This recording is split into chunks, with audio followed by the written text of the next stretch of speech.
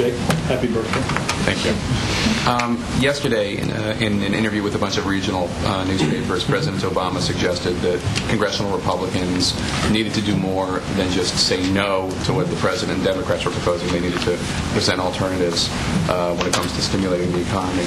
How does the President reconcile that with the meeting he had with bicameral, bipartisan congressional leaders in, I think, January, where House Republicans gave the President a list of ideas, and the President said, I don't see anything crazy on this list, but few of them, if any, were incorporated into the stimulus. It seems that there's a disconnect. Are you talking about the meeting that we went to before the President was sworn in early January?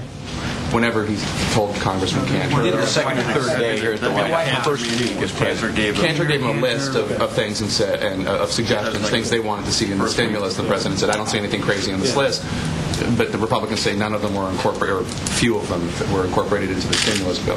Right. I do think, if you go back and look at the bill, I do think, as you just mentioned, some of their ideas were incorporated. The earlier meeting that we did on Capitol Hill had the same Congressman Eric Cantor suggesting that in order for the American people to see transparently what the administration was spending the taxpayer money on for economic recovery, that a website be created so that the public could track that funding. That's exactly what the administration has done. And I made a similar argument here yesterday,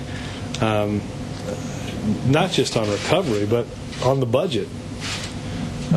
We have members of Congress rightly concerned about the growth of deficits and debt, yet at the same time, one of the primary drivers of a deficit and a debt are our obligations to Medicare and Medicaid and health care spending.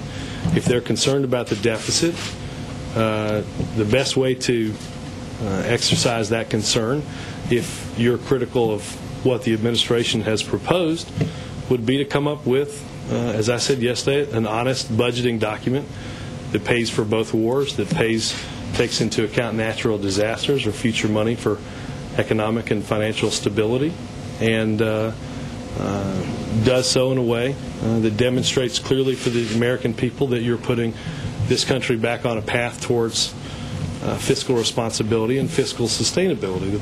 Certainly the President would welcome looking at the administration. I'm sure all of Congress would welcome looking at a document very similar to that. If the President incorporated if the Democrats on Capitol Hill and the President incorporated some of the Republican ideas, why would the President say the Republican Party is a party of no with no ideas? Well, I do think you've heard, certainly recently, a lot more criticism than you've heard suggestions.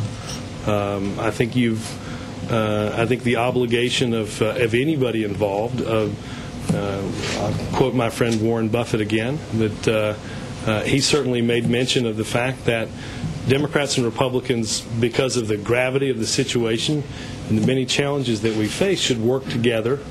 I think working together would include sharing ideas on both sides of the aisle about what has to be done. There's co-equal branches of government.